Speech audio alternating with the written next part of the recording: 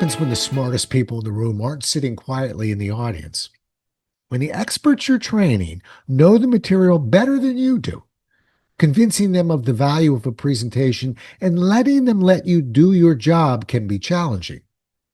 On today's show, we're digging into how to help highly analytical subject matter experts become better audience members. And we've got a guest who spent nearly 2 decades inside the world's most demanding organizations doing just that. Are you ready? Let's go.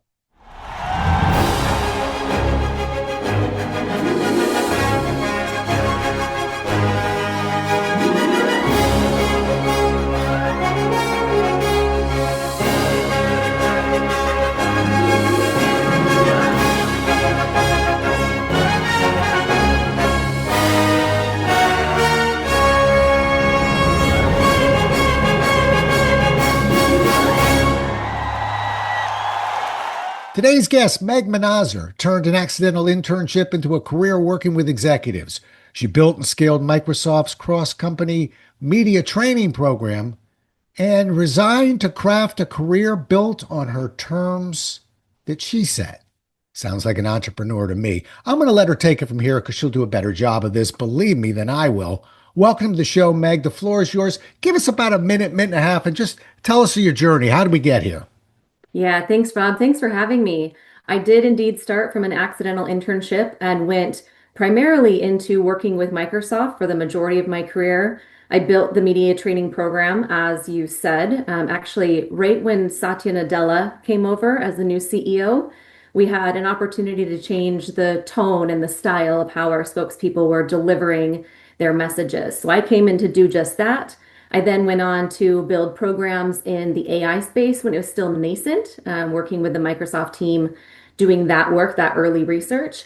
And then for the last 7 years of my career at Microsoft, before resigning, I worked with executives, a couple of them actually, through the pandemic, situations of racial and social injustice, war. How do you help them deliver messages to their audiences, let alone their team, when so much of the world is uncertain and they still need to deliver on their numbers? So I spent lots of time with them behind the scenes, helping them deliver their messages to people at scale so they could understand. Got it. Well, as a guy who left a pretty large organization myself, I was a Zeroid, as we called ourselves. I worked for Xerox for many years. How do you like being an entrepreneur? Because I was looking at your LinkedIn site and the consulting business is in its first couple of years. You're kind of getting it going. How do you like the move into entrepreneurship? As somebody who worked with executives and never had her schedule as her own, it's a wonderful bit of freedom. And I knew that would be the case. The one thing I didn't know that I would miss is the structure that comes from a corporate tech career, or any corporate career for that matter, is very hard to lose when you go into running your own business. So I do still have a foot in corporate because it's how my brain works. I started right out of university and did it for 2 decades. But this free-flowing creative space has been both a blast and also a total mindset shift. It's super new and I'm switching between the two constantly, which I think is probably a bigger stretch than spending all of my time in just one of them. So it's fun and it's different and something new is happening all of the time, like nonstop learning. Right. I don't know if you remember the original Happy Days, but when I left Xerox, I always wanted to have an office like where Fonzie was living over the garage. In other words, I wanted to physically leave the house and go up a different staircase and go back into the house maybe. But I was the same way. I was very structured and I maintained that structure. And most of my work's done on the road, but I still maintained a very small office outside of the house because I needed to physically follow that pattern again. Yeah. And it worked for me. Now I'm 33 years later. I learned how to figure out that pattern, but that gave me some comfort. So I know where you're coming from. All right, let's jump to experts now. How is presenting to experts? I've been looking forward to this topic, by the way, because I get them now and then. How is presenting to experts fundamentally different in your mind than presenting to just a general audience? Oh gosh, yeah. Experts and I worked a lot with people with multiple PhDs too. That's not just one person, one PhD. It's PhDs and some folks that had an MD attached, working in tech. So not only are they highly educated, they're working in these very fast-moving, dynamic environments. The thing that connects anybody who is super smart as an expert and they're sitting in the audience is they know all of the details, they know all of the nuance, they know all of the complexity in the context. When you're presenting to them, knowing that they're looking for all of that is an interesting way to think about presenting.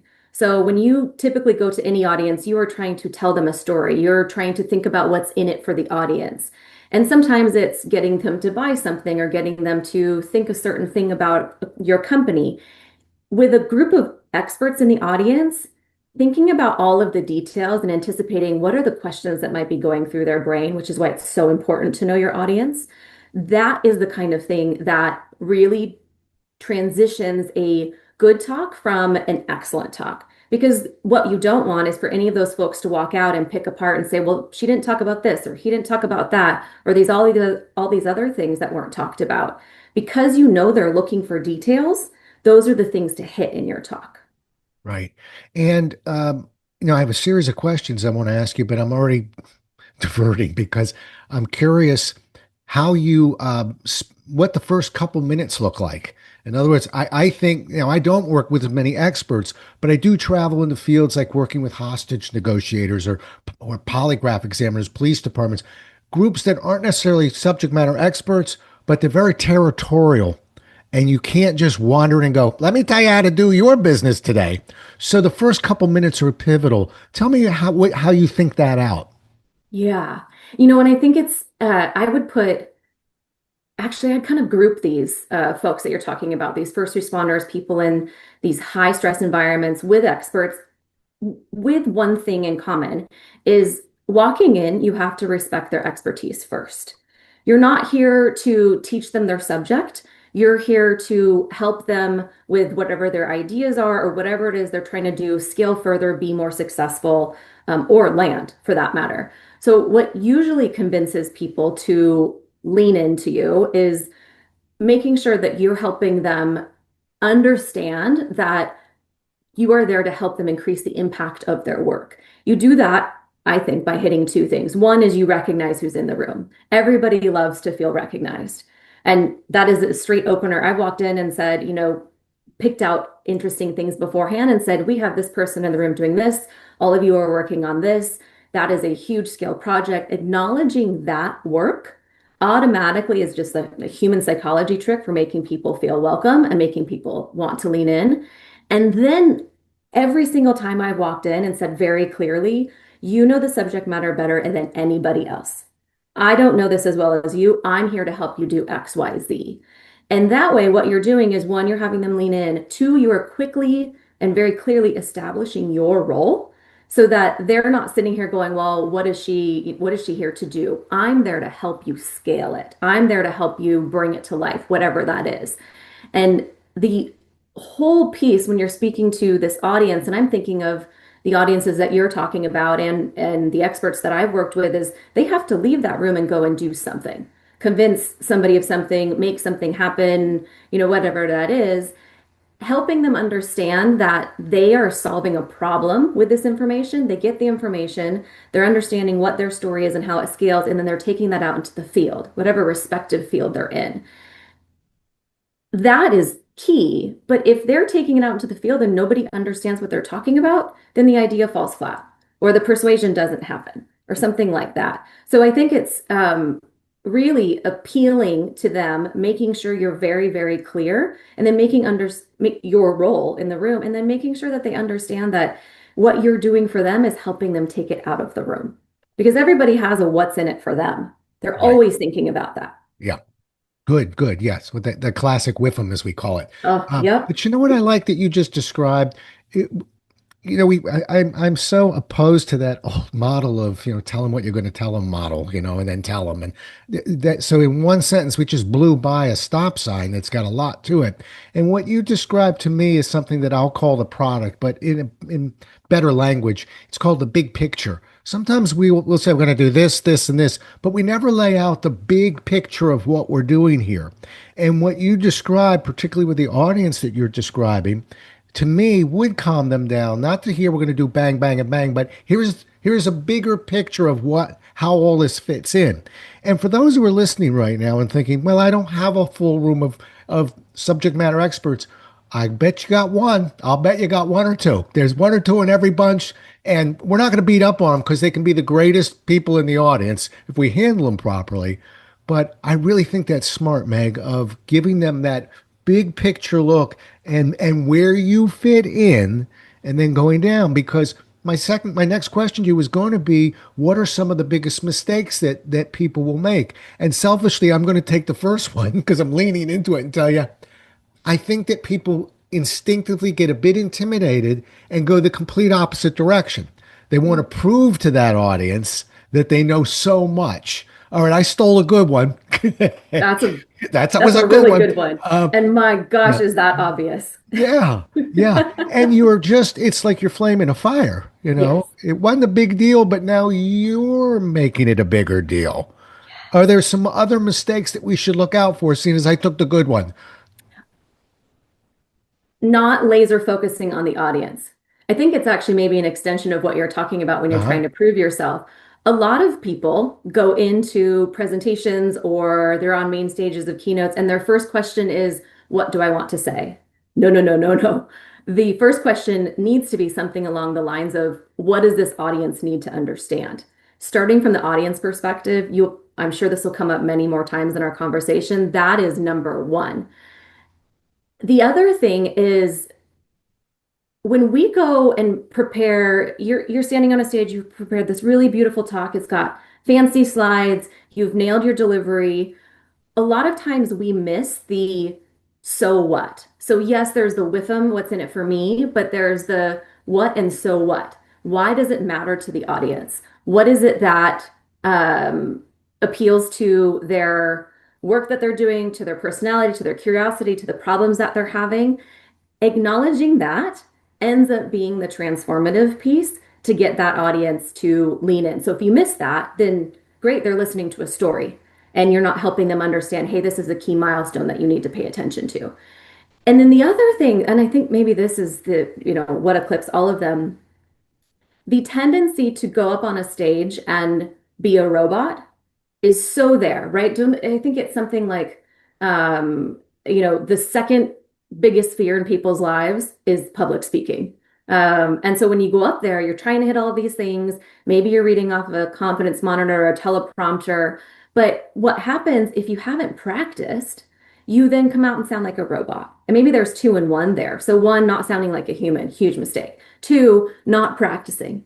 Even if you know all of the things in the world about your topic, if you don't practice your content, then both of these things end up you being a robot or you falling flat or you, maybe worst of all, walking on stage and not immediately engendering the trust that's going to get the audience to listen to you. Yeah, and I think what you're describing is really authenticity. That's why Totally. we can be as prepped as we want. It's okay to say, when I was driving in here today, I saw a rabbit cross the road or whatever, and tie it into the message, but show them that, well, I'm sure that rabbit story just could have just happened today. But I am Right. agreeing with you. I think that we have to be authentic. Once, isn't it funny? I've always wanted to write this book called Instinct versus Logic. Everything you're saying is logical, but our Right. instincts are much different. We want to prove we're smarter. We want to Right. stick to our notes so we don't get into trouble. Well, let it breathe a little bit. It's okay. Right. This is why They, practice matters so much. And well, I yeah, think and it, yep, yeah, the authenticity thing I think also goes into things like wardrobe. If you sit at home all day and you wear sweatpants and a button up and you're going to get on a stage in a three-piece suit, that's not comfortable. I mean, I'm not advocating for you to go on stage in your sweatpants, but when somebody is practicing, practice in the type of attire that you're going to wear. Practice in an environment that feels like that. It really is how we feel in ourselves. And a lot of people have, like a power outfit or what power something that they wear. Put that on because walking into a room and feeling authentic and confident comes down to so many factors outside of, do I know my talk? yeah, Do I know what the audience wants to hear? It's right. a whole thing. You're a whole human. If you don't acknowledge the whole human as you walk onto a stage, you can't deliver that whole human. Beautiful. I've actually encouraged people when you're getting there very early to set up. Practice walking up onto that stage. Practice walking off of the stage. Maybe I'm a jumper. I tend to come off and down, up and down a little bit, but I actually have to look at the height of the risers these days and make sure, Yes. all right, can I comfortably make that leap back up onto it? Am I? But what it does is, we don't realize it. It just removes slight little pieces of doubt. Uh, Totally. and they all bundle together and make us anxious. But when we strip them away one by one, we bring that temperature down a little bit. We're beating them. I don't think we're beating up this audience, but No. there's some really good things about this audience. Tell me something good about when you have subject matter experts in a room. Uh, what's the upside of that? My brain first goes to the say it's not a keynote. Say it's a fireside chat or some kind of participatory talk. The experts in the room, and I'll figure out the keynote piece where you're just talking at them because I think that's a lot of what your audience is doing. But if you have the participation of these folks, the opportunity for the conversation to go in all these different ways that you didn't plan, which is actually a very good thing, just increases. You're not leading them, they're participating. They're leaning in and trying to figure out what it means for them. Again, back to the with them, right? But in this case, they're in a little bit more control of their destiny. The other piece that comes from that is that you get a signal, whether they're participating or if they're just sitting back. A lot of experts aren't great at masking. At least the ones that I've worked with. Some of the smartest people in the entire world are not great at masking. You can see exactly what they're thinking. If they don't want to listen, they'll tune you out. You get a lot of feedback that way, a lot of uh, signals that you can change some things. But then if they're leaning in and they're participating, they're raising their hand, they're offering an idea, then you know you've got them. I think the audience itself in a keynote space of having folks who are such experts in their craft or such experts in the room, it up levels you as a speaker. We don't often talk about what we get from audiences when we are the speakers because we have a job, deliver something, right? But as a speaker, you get all kinds of cues from a non-GA audience. You're getting people who you need to deliver to, which will help you for your future speeches, your future whatever speaking engagements you have. And then maybe the last thing in this is the ability to relate to an expert the way that their brain is working, if you convince them to do something, they're more likely to take action. They're most often not passive audiences. They're there for a reason. Their time is super valuable. They want to learn or connect or do something.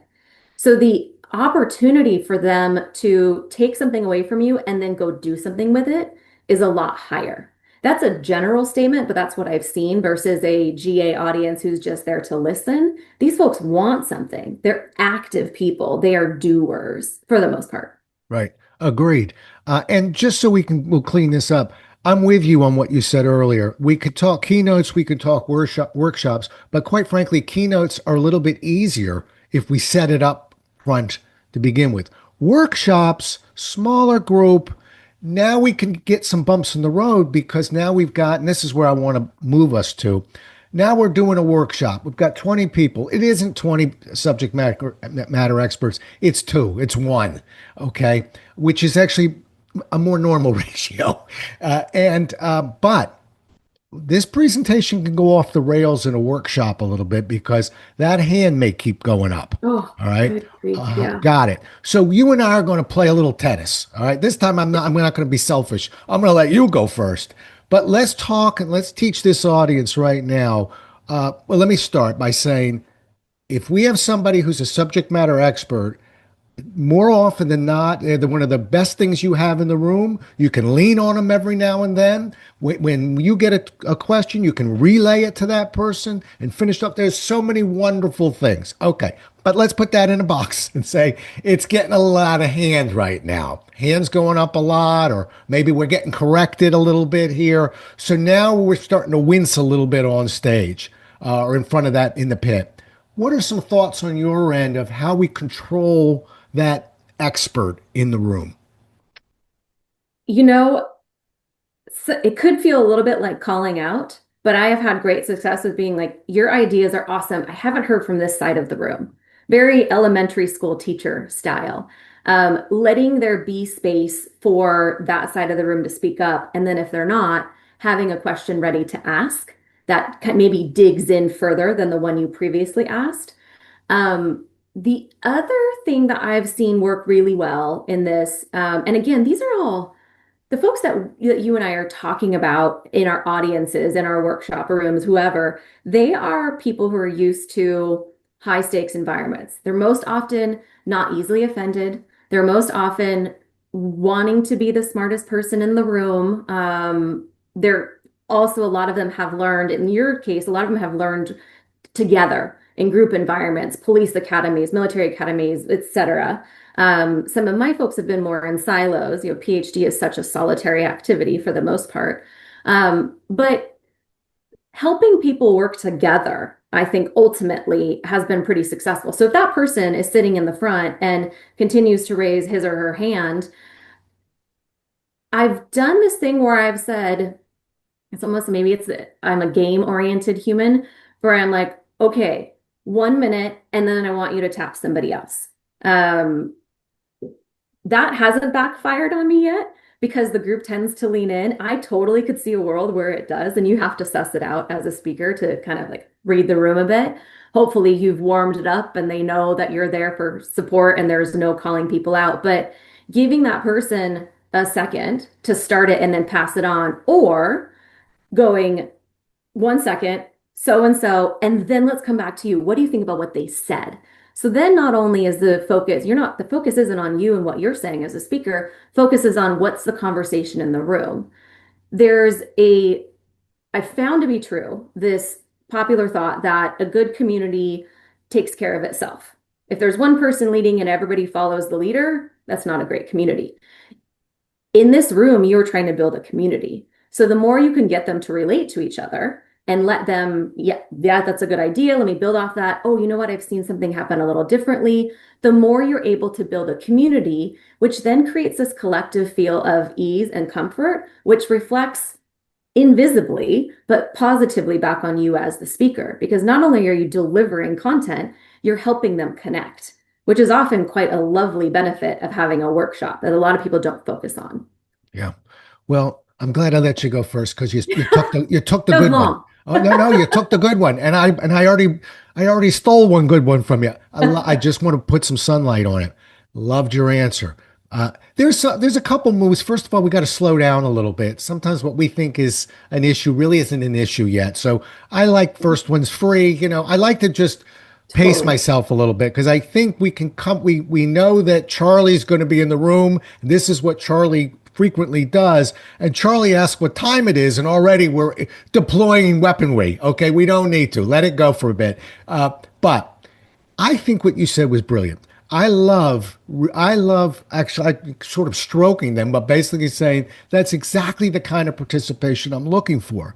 And this, I just need it from the rest of you. So, Charlie, hang tight. And how about this side of the room?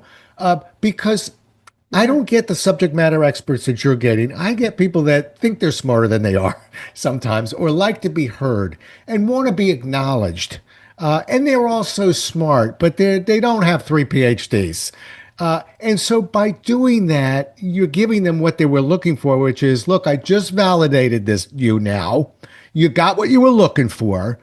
Let's work this around. But seeing as you took the good one, I'll tell you that I love to ask overhead questions. Questions, can anybody tell me this? What do you think of that? I have to shift my pattern to direct questions when I've got a subject matter expert. And I even lose one of my direct pattern approaches, which is I love to ask a question, pause, and then ask it to an individual. Unfortunately, with an expert, you'll never get the name out on the pause. So you're going to have to lead with the name. But so you go a little bit more direct with your questioning. That can at least help you survive that workshop. And last thing I'll just throw in, breaks are really good. Uh, Yes. and we all think that, oh, we're all taking a break. But for trainers like you and me, it's a luxury for me to go grab a cup of coffee. A lot of times I'm fixing little things and having a conversation with an individual privately during a break is so much easier than trying to repair things in front of the room. Oh, yes. That could backfire. You Right. know, the other thing, Rob, use your body. Hmm. So we're talking in this case of, one person talking out to a room, but a good facilitator or leader speaker is moving and engaging the audience. One way to do that is just be present next to their table Yeah. and ask a question in the direction of that table. So Right. if Charlie's sitting over here, you're intentionally over here. Yeah. Use that space and that movement to your advantage. Yeah, love it. And actually, it's too bad we're not in the same room right now because I always love to demonstrate that in the pit of how I can just go out and practically stick my back into the individual, but really Yes. get turned so that I'm not answering your question. I can't see it. Okay, Yeah, and exactly. that's why we move in a pit, for sure. Yeah. What a real quick question. What happens when you've got somebody that is you've invited them in? You've said, okay, maybe Charlie will know the answer to this, and somehow today Charlie is the go-to name for all experts. But sometimes they can go on a little bit and on a little bit, and we're running into a time issue. Some thoughts and without offending them of trying to get them clipped down a little bit. Gosh, that's hard. And for any Charlies out there, sorry, you're So, great. we'll put a disclaimer up on the show. If Yeah, your name is exactly. Charlie, don't listen to today's show. Okay. Um, I try and take advantage of natural pauses that people take to take a breath and go and play to them a little bit. That's super smart. Let me just pause you right there because I think that's going to come in handy for this next thing that we're going to talk about. It's not just the pause. Give them something to focus on, whether that actually is something that you let happen or not. If you just stop them cold, that feels a lot more abrupt than if you say, oh, wait, you're getting to that, which also opens up an opportunity to say, that's awesome. You're a little bit ahead of me. Let me come back to it too. So you're acknowledging the intelligence and then you're acknowledging again that you'll revisit it. How would you do it? Yeah, almost the same way. I nicknamed it a yo-yo effect. I'm going to take your idea and combine it with your earlier other idea of movement, and I'm going to put them both together. So so just physically moving forward, and getting about a half inch too close. I don't mean on top of them. I mean, we all know where that line is and just ease over a hair, but maintaining eye contact because it's fascinating what we're hearing. Sometimes that will get them to sort of wrap it up. But if that doesn't work, the yo yo is I'm out. I do just what you said and clip it and then walk backwards as I'm explaining what I'm as I'm moving away. And so it's a little bit more physical with me. It's out, stop it. Actually, what I do is I finish their thought. They'll be going, and then Saturn is lined up with the other planets, which is exactly what we need to do. And then I'm backing up because planets tend to, and I'll sort of walk backwards with it. That's one of my approaches, because really it can go on, and sometimes this is an individual that's known to everybody else and they've already lived this. And when we have a weaker speaker or trainer that doesn't know how to control it, good news is Charlie's thrilled, but we lost the other 19. And so we got to take care of the 19. Yeah. And so if we get it, clip it and pull it back, that's one of my approaches. It Yeah. works for me. Well, and maybe something you said too, a little bit earlier about the breaks. Even before you walk into that room, intentionally set up structures for these just in case scenarios. Say you have a Charlie, or say you don't have the right slide, or say there's just something. Always, always, always prepare for something to happen. Building in something like a break where you give folks a chance and you message it as like go meet each other or go talk about break down the content we were just talking about. But that gives you this natural moment in time to regroup or pull the person aside or whatever that is. And that could be very different from breaks, but I always build in some kind of some fail-safe structure. Yeah. Well, and to your point, and it's an old technique, but just because it's old doesn't make it bad. I've Right. always loved the parking lot. It doesn't actually have to be a subject matter expert, just be somebody that's a little bit anxious and moving us all over the place. But for those who don't know what a parking lot is, because I see Meg nodding her head, she's got a parking lot and she knows what I'm talking about. It's when we get that question that actually is coming and it's in a module that's 20 minutes away and it's a deep module. So we're getting into quicksand if we just think we're going to sideswipe this with an answer. And at the same time, we don't want Charlie or the crowd to think we don't know the answer. So to add respect to the response, we've got a flip chart on our side. I don't care if there's 400 people in the audience. We say, great question. Actually, we're going to cover that in 20 minutes, but I don't want to forget it. So I'm going to write it down right here, make sure that we get this. And in about 20 minutes, I'll not only tell you how, I'll tell you who. And that tends to calm down. Even experts, they know, okay, that was with respect. Me too, because sometimes in a workshop in particular, we're up there for hours. I may have two or three of these kicking around my head. My memory isn't quite what it used to be. So parking lot's a great idea to Yeah, me for an expert. I agree. All right. I've got one last question for you, Meg. Other than offending Charlies of the world, we've done great today.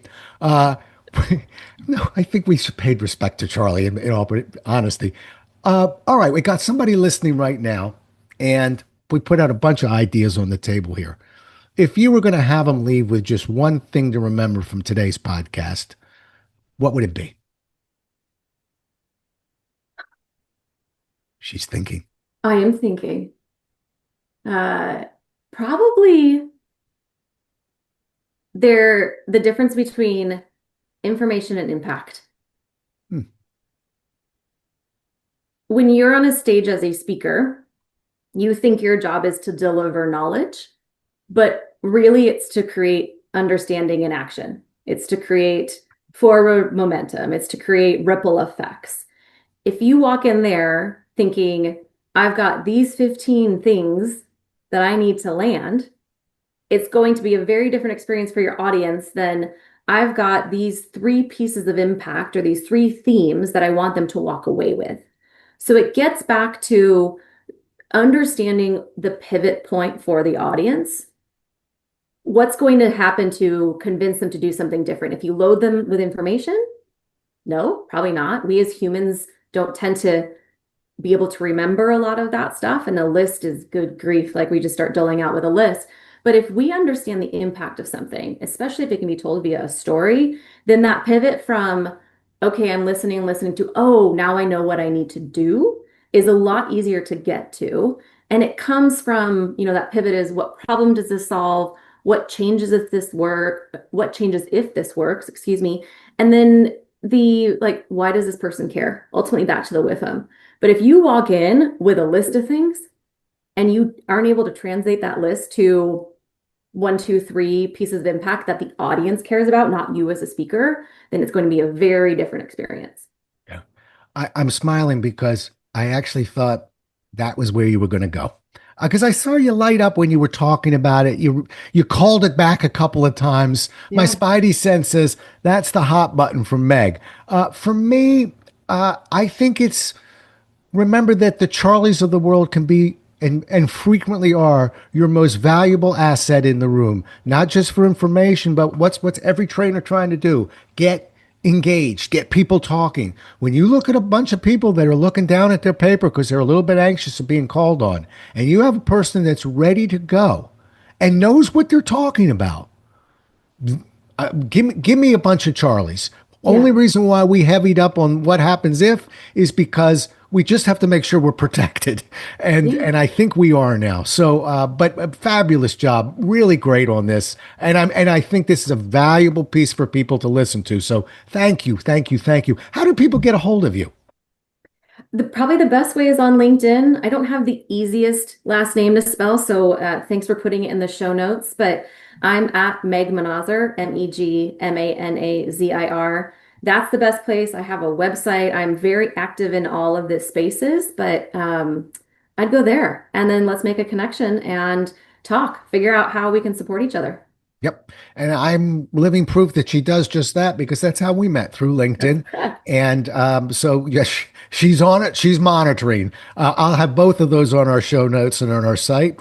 And I just want to thank you for coming on and being such a good sport because Meg was going to talk about a couple things. And I was really going, I want to be right here because I knew that you'd have some great information on it. And you did. Thank you so much for being on the show, Meg. Thanks for having me, Rob. Well, we'll do it again as well as we can next time, everybody. Until then, stay safe. Thanks so much for listening. If you enjoyed today's show, please follow, rate, and review on Apple, Spotify, or wherever you listen. For more resources and to connect with Rob, visit thepresentationwhisperer.com.